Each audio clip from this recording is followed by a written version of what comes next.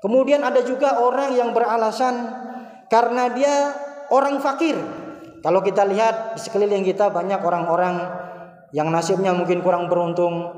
Mereka dari habis subuh sampai malam menjelang tidur masih berada di jalanan, masih mencari sesuatu untuk mencari makan.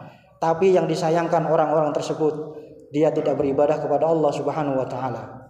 Orang ini pun nanti ketika di akhirat dia beralasan, tapi Allah Subhanahu wa taala membalikkan alasan itu. Ada seorang nabi yang paling fakir. Fakir itu derajat yang paling rendah di dunia ini. Ada fakir, ada miskin. Kalau fakir adalah orang yang tidak mempunyai pekerjaan dan tidak bisa mencukupi kebutuhannya. Ada orang miskin. Miskin itu orang dia punya pekerjaan, tapi tidak cukup dari hasil apa yang dia kerjakan untuk mencukupi hidupnya. Fakir, ada orang yang paling fakir di muka bumi ini.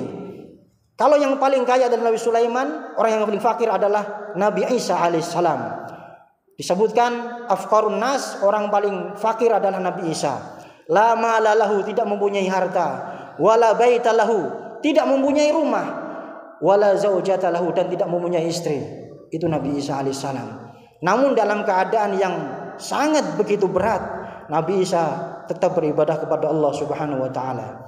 Ada satu lagi yang disebutkan dalam kitab tersebut, yaitu orang yang diuji dengan penyakit sehingga dia tidak mengerjakan ibadah kepada Allah Subhanahu wa taala.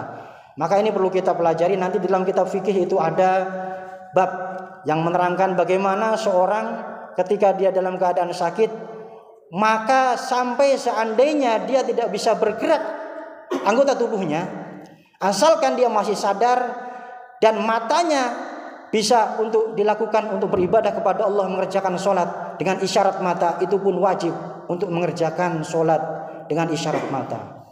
Ini ada orang yang dia beralasan karena penyakit yang ditimpakan, yang diujikan oleh Allah Subhanahu wa taala kepada dirinya, sehingga dia tidak mengerjakan sholat, meninggalkan sholat.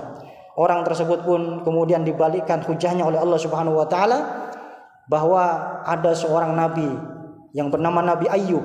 Nabi Ayub dalam cerita itu dulunya orang kaya, kemudian karena diuji penyakit oleh Allah Subhanahu wa taala mencari obat sampai ludes, sampai habis hartanya, kemudian juga anak-anak putra-putra beliau juga meninggal, sehingga sampai akhirnya semua barangnya habis, dan itu ujian itu dihadapi sampai bertahun-tahun.